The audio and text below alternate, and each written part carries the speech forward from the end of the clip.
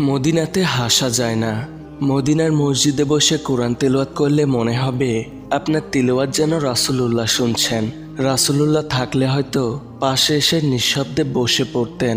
আপনি রাসূলুল্লাহকে দেখে কি করবেন না করবেন বুঝতে না পেরে কিংকর্তব্য বিমূঢ় হয়ে সলজ্জে থেমে যেতেন। রাসূলুল্লাহ মুচকি হেসে আপনার নাম ধরে বলতেন, তুমি পড়ো, আমি শুনবো। আপনি কি তখন পড়তে পারতেন নাকি কেঁদে ফেলতেন? সাল্লাল্লাহু আলাইহি ওয়াসাল্লাম।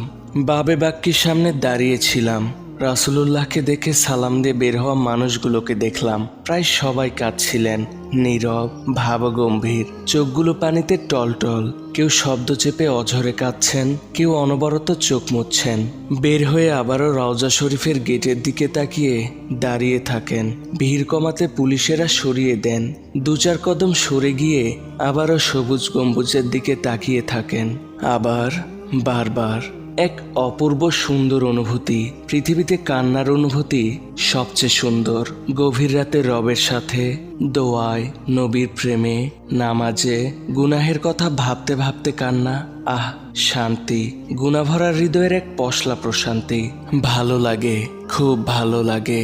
একবার শুরু হলে যতই কান্না করা যায় ততই যেন ভালো লাগে। মনে হয় এই কান্না যদি শেষ না হতো।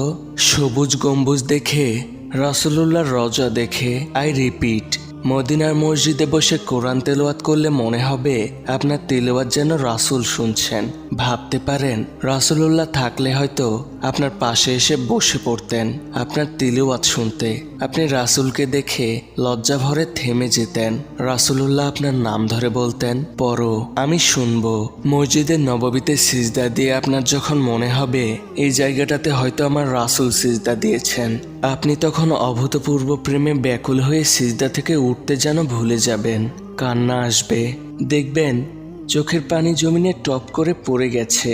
মদিনায় বসে যখনই ভাববেন এই জায়গাটাতে হয়তো আমার রাসূল বসেছেন, হেঁটেছেন, সাহাবারা বসেছেন, হেঁটেছেন, আপনার চোখ ভিজবে। হাঁটতে হাঁটতে মনে হবে যে পথে আপনি হাঁটছেন এই পথে হয়তো রাসূল হেঁটেছেন, সাহাবারা হেঁটেছেন। আপনি এদিক ওদিক তাকিয়ে হুট করে প্রেম ভরে পথের রুক্ষবালি মুঠি ভরে নিবেন।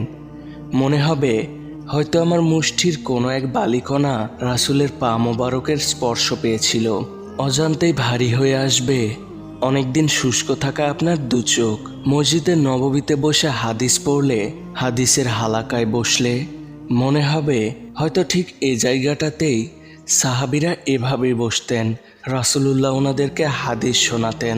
আজকে আপনি এসেছেন কিন্তু রাসূল নেই, সাহাবারা নেই। তখন কেঁদে কেঁদে ঠিক আল্লাহকে বলবেন, আমি মদিনায় এসেছি কিন্তু ওনাদের মিস করছি, আমাকে জান্নাতে ওনাদের সাথে মিলিয়ে দিন। আল্লাহ পাক কবুল করবেন ইনশাআল্লাহ। মদিনায় এসে প্রচুর মানুষকে কাঁদতে দেখেছি কিন্তু হাসতে দেখিনি খুব। তাই আমার মনে হয় মদিনাতে হাসা যায় না। যে আল্লাহকে একমাত্র রব এবং মোহাম্মদকে তার রাসূল হিসেবে সাক্ষ্য দেয়, সে যতই গুনাহগার হোক মসজিদের নববীতে আসলে সেও কাঁদবে। না চাইলেও তার চোখগুলো মানবে না। বছর খানেক আগে লিও মেসি একটা টিস্যুতে অশ্রু মুছেছিল। সেই অশ্রু ভেজা টিস্যুর দাম হাঁকা হয়েছিল 8 কোটি টাকা। আমি জানি না নবী প্রেমে ঝরে পড়া এই অশ্রুর দাম রব্বে করিমের কাছে কত বেশি হতে পারে। রাসূলের হাত থেকে কাউসার, রাসূলের শাফায়াত, রাসূলের সাথে জান্নাত, সাল্লাল্লাহু আলাইহি ওয়াসাল্লাম রাদিয়াল্লাহু তাআলা আনহুম।